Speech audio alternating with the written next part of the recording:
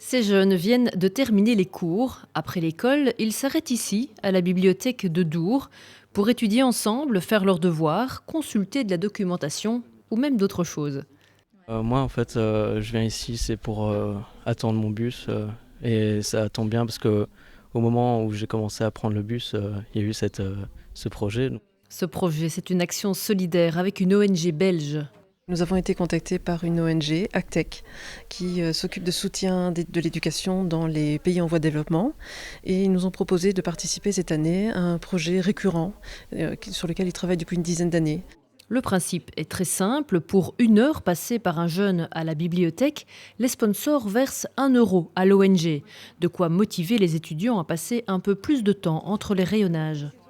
Le projet est gratuit pour nous, même si c'était payant, je serais resté, j'aurais donné 1 € mais du fait que c'est gratuit et qu'il y a des partenaires, ça me pousse à rester plus de temps ici à la bibliothèque. Ils viennent parfois eux-mêmes, volontairement, 1 heure ou 2 heures, passer du temps en plus ici, pour pouvoir rapporter 1 €, 2 € pour le Guatemala. Ou ils restent un petit peu plus longtemps. Le soir, quand ils partent, ils me demandent « Et alors, aujourd'hui, on a fait combien ?» Donc c'est ce côté-là sur lequel j'insiste, parce que je suis très fière de mes étudiants, en fait.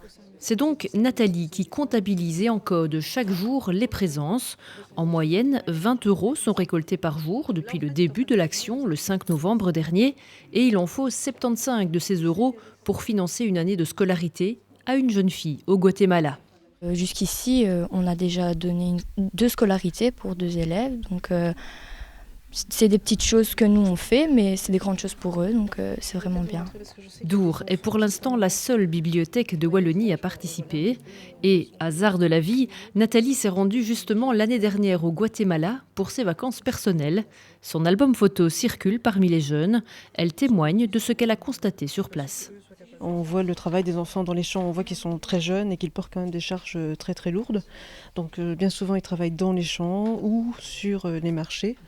Donc comme ici où on voit des tout petits qui vendent des moutons.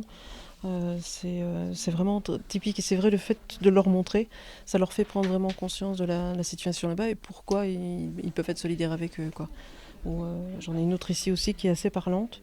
On voit une jeune fille qui a à peu près leur âge justement et qui travaille aussi sur les marchés. Des photos qui conscientisent les jeunes et les confortent dans l'idée d'étudier aussi pour la bonne cause. On donne la chance à d'autres filles dans l'autre bout du monde d'avoir la chance d'y aller à l'école aussi. Parce que nous ici, c'est à peu près obligatoire et on a aussi de la chance d'y aller à l'école. Les Olympiades d'études solidaires continuent jusqu'au 5 décembre prochain.